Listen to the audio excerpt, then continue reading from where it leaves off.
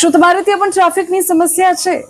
અમદાવાદમાં ટ્રાફિકની સમસ્યાને લઈને હવે અમદાવાદ મનપાનું કડક વલણ સામે આવ્યું છે.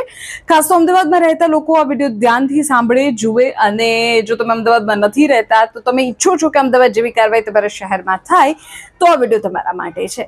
અમદાવાદ મહાનગરપાલિકાનું કડક વલણ, શહેરમાં ટ્રાફિક અને આડેધડ પાર્કિંગની સમસ્યાને ડામવા માટે એએમસી એક્શન મોડ પર છે.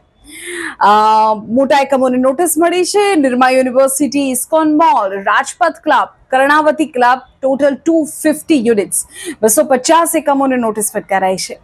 અમદાવાદ શહેરમાં ટ્રાફિકની સમસ્યા ભયંકર છે. અમદાવાદીઓ જાણે છે અને મ્યુનિસિપલ કોર્પોરેશન હવે સખત એક્શન મોડમાં છે.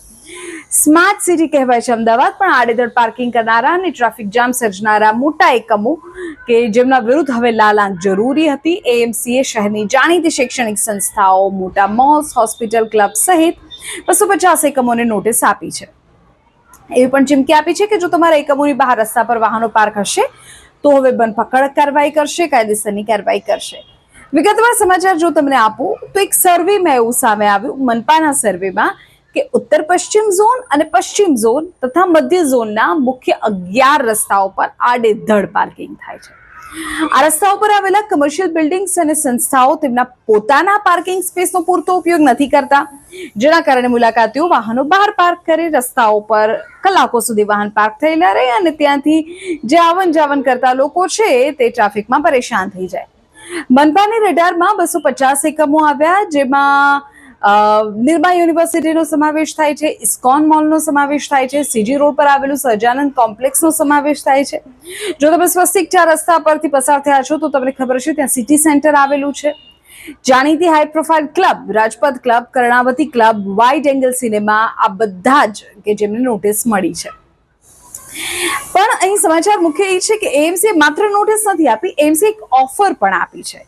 અને આ ઓફર છે કે નવી પાર્કિંગ પોલિસી અંતર્ગત જે પણ શૈક્ષણિક સંસ્થાઓ, મોલ, કોમ્પ્લેક્સ કે આ મેં અગાઉ કહેવાથી કોઈ પણ અને એના જેવા બીજા કોઈ પણ યુનિટ્સ પોતાની માલિકીની પાર્કિંગ સ્પેસ, પોતાની જે તે સંસ્થાની પાર્કિંગ સ્પેસ સામાન્ય પબ્લિક માટે ફ્રી એટલે કે નિઃશુલ્ક ઉપયોગ કરવા માટે ખુલ્લી મૂકશે. તેમને એએમસી દ્વારા પ્રોપર્ટી ટેક્સમાં મોટી રાહત આપવામાં આવશે.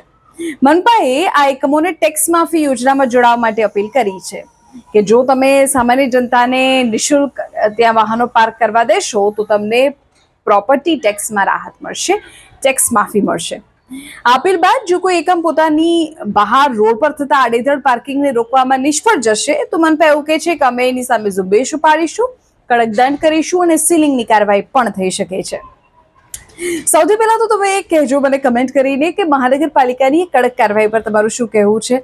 શું તમને લાગે છે કે મહાનગરપાલિકાએ આ કાર્યવાહીને નિયમિત કરવી જોઈએ, કારણ કે એકવાર કામગીરી થઈ ગઈ અને ફરી પછી કશું જ ન થાય? શું તમને લાગે છે કે આ એકમો જે છે, આ બધા મોટા મોટા ક્લબ્સ જે છે, મલ્ટીપ્લેક્સીસ જે છે, હોસ્પિટલ્સ, જે શૈક્ષણિક સંસ્થાનો છે, તેઓએ આ બાબતે આગળ આવવું જોઈએ અને સામાન્ય લોકોની હાલાકી ઓછું કરવા માટે જે પોતાની પાર્કિંગ સ્પેસ છે ત્યાં વાહનો પાર્ક થાય એ બાબતની દરકાર રાખવી જોઈએ.